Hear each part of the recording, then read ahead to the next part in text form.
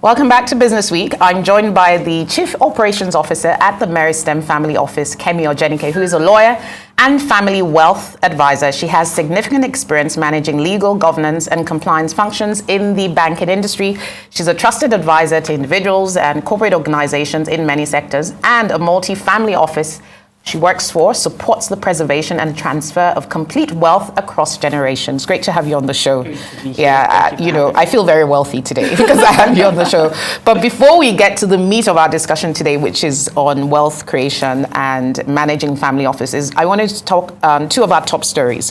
First, the report that reveals that fraud cases have dropped, I think, compared with the previous quarter, a 6.19% decrease. Notwithstanding, it's still a pretty significant number of cases coming out of financial services. What do you think is accounting for this? Absolutely. The drop in numbers was in relation to the numbers that were reported. Okay. But the actual number of losses that were recorded have actually increased. And some of those percentages are actually quite staggering, quite disturbing. And for me, it points to two key factors. First, the burden of innovation. Okay. The fact that these financial crimes will always be something that we have to deal with. Innovation is not going anywhere. If anything, it's going to increase. We have reports that say that financial services are only going to get stronger and are only going to get more prevalent. And so as they increase, we would have the possibility of these crimes. So what types of innovations are contributing to an increase in fraud? I mean, what's the typical types of cases you're seeing in these sorts of reports? I would say mostly financial services, right? They are most prevalent in the financial services industry. But according to the report, fraudulent loans were most prevalent in these times. And it just goes to show that at the end of the day, when the economic situation will contribute to these circumstances, because as inflation increases, for instance, as difficulties in reduction, I beg your pardon, in purchasing power goes down, you would find people rationalizing the opportunity or the prevalence of fraudulent activity. And so I believe that we have to look at it in a very holistic manner. Yes, the banks do have to take added measures, to strengthen their systems and so on and so forth. But the truth remains that as the economy tightens, reactions will be mixed. There will be those that are trying to seek opportunities to do better, and there are those that would honestly believe that this is their only option. Yeah. And so you would find things like identity theft increasing. You will find people attempting to hack the systems. And it just means that we all have to be extra careful because it is a consequence of the difficulty that we're experiencing that we need to bear in mind. And of course, tighter controls and regulations around many of these systems. We know all the hula-baloo around artificial intelligence, how that can itself, if not managed properly, be a vehicle for fraud. Okay, great stuff. So the Brics story is one I'm really interested in. The emerging group of countries, Brazil, Russia, India, China, South Africa, have now admitted new members. And I'm asking myself, where is Nigeria? I'd like to get your thoughts, first of all, how successful you think this bloc has been, and why you think perhaps Nigeria is not ready or was not invited or was not admitted. It's not even clear to me what the circumstances around those negotiations are. Absolutely. This week has been exciting with the Brics summit going on, and we can see that geopolitical bloc is certainly gaining momentum. Now, when the 5 or 6 additional countries were invited, I think the question on a lot of people's minds, when we had Ethiopia in the mix, we had Egypt in the mix, a lot of people asked, where is Nigeria? But apparently it appears from reports that Nigeria did not apply to be part of the Brics at this point in time.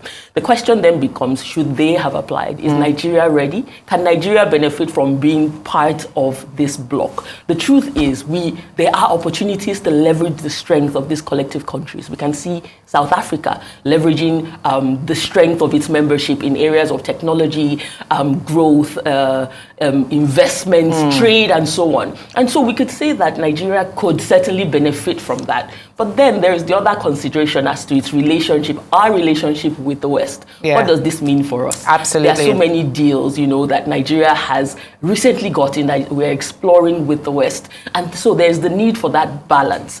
Again, we are such a large economy, we have so much potential, and these opportunities are one that we should certainly take advantage of because we can't strike the balance. We should make use of our position in the African continent our voice, our size, to push agendas that move our economy forward. And actually, Nigeria historically has always pursued a non-alignment strategy insofar as the different geopolitical blocs. So maybe this may be somewhat of a hangover from that. But it's also the case of our own domestic issues and own domestic priorities in the sense that we need a strong voice at the international table. So it's almost a case of put your own house in order first before you then want to play a major role on the international stage. But then there's another issue here which seems to be making a lot of noise, which is the de-dollarization push by the global south, which is emerging market and frontier markets economies. Do you think the additional members coming into the Brics bloc will further accelerate that momentum behind de-dollarization and reducing the importance and centrality of the US dollar within global South trade relations? I think we'll certainly see progress in terms of this de-dollarization agenda. How far it will go is what time will tell. Because the honest truth is, the dollar is perhaps the strongest currency we have right now. We've seen what has happened. Other currencies have depreciated against the dollar. And so while there is the agenda, there is the desire. Realistically speaking, how likely is it, or how soon can this agenda possibly be realized? Chances are that it will take a few years, but we can see that there is a strong push. We hear countries like Russia speaking about how the countries are reducing their reserves that are dollar denominated, but time will tell, because I do not foresee that it is a reality that will come to pass anytime soon. Because again, there are so many factors. Is there even a viable alternative within the Brics bloc? Is there cohesion? Is there a viable, centralized view on the subject? Chances are that it will take some time. It will take some time, especially with new members. So we're going to move on to another issue. You're staying with us, Kemi. We want to talk about wealth creation and management. Here are a few interesting global stats from Credit Suisse's Global Annual Report. It says that global household wealth fell last year for the first time since the financial crisis in 2008. As inflation and the appreciation of the US dollar wiped some, listen to this, $11.3 trillion worth of assets. Total net private wealth across the world decreased by 2.4% to a total of $455.4 trillion. That's according to the same report. So, I mean, this wealth industry, Kemi, and wealth management industry, which you're a part of, is clearly a very, very big one. But what I want to understand is the work you do with ultra high net worth individuals. What is the impact of the current economic environment in Nigeria on the actual management of wealth and the real value of wealth that many firms like yours are managing? Okay. So the truth is, the current economic environment does have some impact, but the extent of it will vary, and it will depend on a few factors. Remember, again, that our focus here is multi-generational wealth. And so one key thing to consider is the time horizon. Based on some of the reports that we had seen, the decline in global wealth in 2022, it's not considered to be something that would last very long. As a matter of fact, it's expected that by 2027, there will be a 37% increase in global wealth worldwide. And so again, the economies that were most impacted were in the West. So in Nigeria, there was still some growth, albeit quite limited. Now, what we see is that for the families, for ultra high net worth families. And who is an ultra high net worth? Can you define an ultra high net worth family? So definitions, again, vary a little bit, but the most common would be anyone with investable assets exceeding $30 million. A priority on investable assets, right? And so their exposure would determine how much they've been impacted. For instance, the asset classes that they are holding, the currency that they are exposed to, what their risk appetite is. That sort of determines the extent to which the current economic situation will impact them. But then some of the general factors like inflation, the impact on our purchasing power, we will see some impacts. But for ultra high net worth families, their positioning will determine how much of an impact that they experience. And that definition of $30 million, it's a Nigerian definition? No. It's a global definition. You enter that bucket of ultra high net worth individuals. Yes, when if your investable assets exceed 30 million. Because you may have assets that are not investable. Exactly, assets that cannot very easily be turned to cash or are not liquid. Exactly. Yeah. Okay. So in terms of the local wealth management system, there are companies like the Meristem Family Office. You know, what is that? What is the size of that ecosystem as a business in itself? And the industry and the volume of assets that are involved that you and others like you are managing. Right. According to an 2022 Augusto report, there was a rise in assets under management in Nigeria by 25%. Okay. And it currently stands at 3.5 trillion naira. Okay. And so the wealth management industry in Nigeria is certainly growing. In the last decade or so, there's been a lot of work, a lot of awareness as to the need to do this. However, there is more of a focus on the management of financial wealth. And the honest truth is wealth management goes beyond that, particularly if you're looking at passing wealth across generations. There has to be a more holistic approach. If there is the focus on financial wealth alone for that long-term goal means that you are subject to factors such as taxes, inflation, and so on. And then there are the qualitative sides of wealth management. Okay. Things like behavior, things like governance structures, things like family structures, things that are harder to measure but are extremely crucial because they will determine the decisions that are taken in relation to the financial wealth. Yeah. So do you do non-financial wealth management? And can you give some of the examples of that's a key part. So things like family governance, where relationships within the family will determine how the wealth is managed. Things like you have a family where you have a patriarch, a matriarch that has made significant success, and they're reaching the ends of their lives. They're thinking of their legacy, what will happen to the next generation.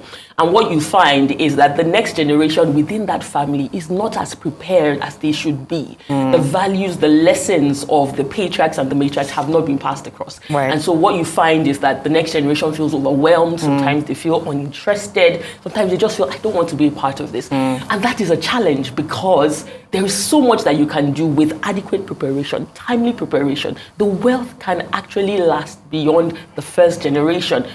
But it takes strategy and it takes a holistic view. So in the Nigerian market, what are the typical kinds of issues you're seeing? You know, you often hear that, you know, somebody has died interstate and they haven't kind of put their house in order and you have all these disputes that last years or decades. What are the common types of issues you're having to deal with? Two key issues. First is the absence of structure. Okay. Many times we find matriarchs, patriarchs, family leaders leaving their legacy planning to the last minute.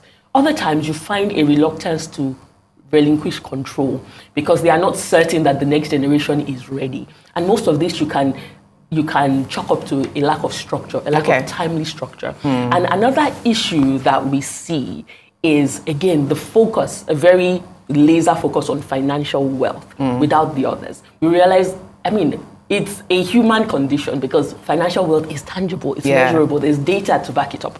But when the individuals that will take the decisions are not ready, when they are not prepared, when they are not even financially literate enough to manage the burden of wealth, what you find is that there's a lot of anxiety, there's a lot of mismanagement, and that is what we are trying to correct at this point, to ensure that wealth management is holistic, it's complete, and you are ready with all the tools, qualitative and quantitative, to face the future and manage that wealth in a sustainable way. So in terms of the assets you're managing for the ultra high net worth individuals and families through the family office, what sort of sectors or what sort of investments are proving attractive? Because I imagine if it's multi-generational wealth, then they're probably a bit risk averse. Isn't that the case? I mean, what trends are you seeing? So what we see is we have the more traditional asset classes, fixed income, bond stocks, and then the alternatives, real estate, hedge funds, private equity, and so on. We are now seeing a greater interest in impact investing, where the families are going beyond just financial returns and looking to get social returns on their investments as well. And so what this does is that there's a more holistic approach. And because the time horizon is much longer, there's a lot more patient capital. So we are not, like you said, the risk levels, risk tolerance are much lower. And you're thinking more long-term, you're thinking more steady income, you're thinking more sustainable ways of doing things. And so because the time horizons are not annual. You're looking at 25, 50, 100-year horizons where you're reviewing these time blocks and ensuring that the options get you the results you need over time. So there will typically be a very clear investment policy statement that guides the investment, which is reviewed on an annual basis. But we're not in a hurry. Like you said, we're looking long-term. We're looking to cater to the growing population of the family. So whatever investment decisions we make must cater to that growing number. We're looking at investments that will yield higher alpha returns as well. So it's a balancing act. Yeah, I can imagine. So just tell me, in terms of the structure of a family office, are you managing wealth for a particular family, or are you pulling funds from different families? What's the structure of a typical family office in this market? A typical family office can be single or multi. Okay. So the single family office manages the wealth of an individual family, just one family. But like in the Meristem family office, we are a multi-family office. Yeah. So we are managing structures for many different families. So we are managing their finance, and it's really bespoke. So you will not find a family office there's no boilerplate essentially, because families are not, there are no boilerplate families. And do you have an estimate of the number of UHNIs in Nigeria? We have about 36, if I'm not mistaken. 36? Yes. Ultra high net worth individuals? More high net worth. We have about 10,000 high net worth individuals. That's what, $10 million? $1 million and above. $1 million and above. Yes, but for ultra high net worth individuals, they are much less, about 36, but I can't confirm that. Yeah, number. Thank you. This has been such a fascinating conversation. It's interesting to know that people build entire careers around this. Thank you so much, Kemi Ojenike, CEO of the Meristem Family Office. Thank you.